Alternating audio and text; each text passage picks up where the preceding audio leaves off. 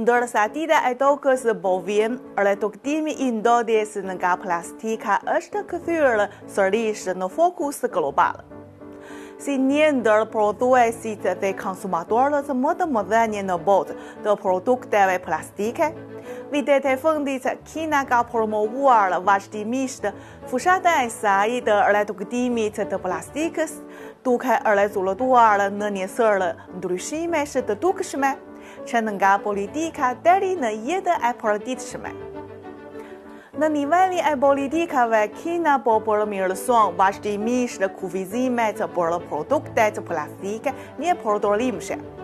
Sipas opinioneve mbi forcimin e mëdhenjshëm të qeverisjes së ndodhjes nga plastika, të lëshuara nga Komisioni Kombëtar I Zhvillimit dhe Reformës, si dhe Ministria e Ekologjisë dhe Mjedisit, shumë rajone kanë ndaluar ose kufizuar gradualisht përdorimin e qeseve plastike jo të degradueshme, si dhe të enëve plastike një përdorimshme.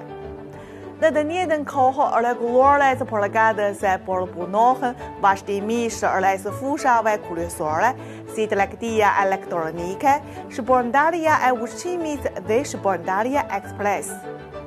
Në jetën e përditshme, këto ndryshime po ndodhin në heshtje.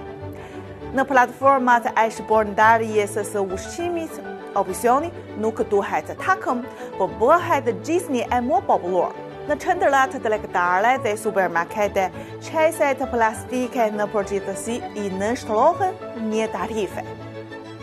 Ndërkohë, shumë qytete kanë filluar të promovojnë materiale paketimi, biodegraduese dhe modele riciklimi. 偶尔会自己带，偶尔的话会用超市的购物袋。对，有自己带袋子的习惯。我经常自己带着，兜里装着。有。对，尽量是这样的，对。有习惯，因为这个环保，最起码省钱，不用买袋子。 Gjithashtu, po zhvillohen me shpejtësi materialet e reja dhe alternativat e gjelbra. Plastikat e biodegradueshme, paketimet prej letre dhe alternativat e bazuar në biomateriale po futen gradualisht në treg, duke ofruar rrugë të reja për të zvogëluar ndodhjen tradicionale plastike.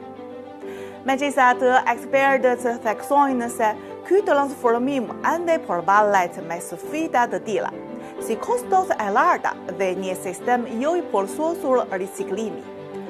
Ulja e ndodhjes plastike kërkon jo vetëm nxitje institucionale, por edhe pjesëmarrje publike.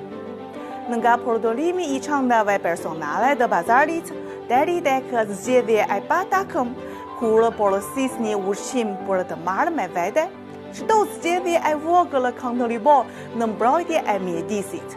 Dita e tokës na kujton se ndryshimi po ndodh, por duhen përpjekje të vazhdueshme. Në rrugën drejt zhvillimit të gjelbër, fushata e Kinës për rretokëtimin e plastikës është jo vetëm një projekt sistematik, por edhe një transformim I stilit të jetesës I lidhur ngushtë me të gjithë.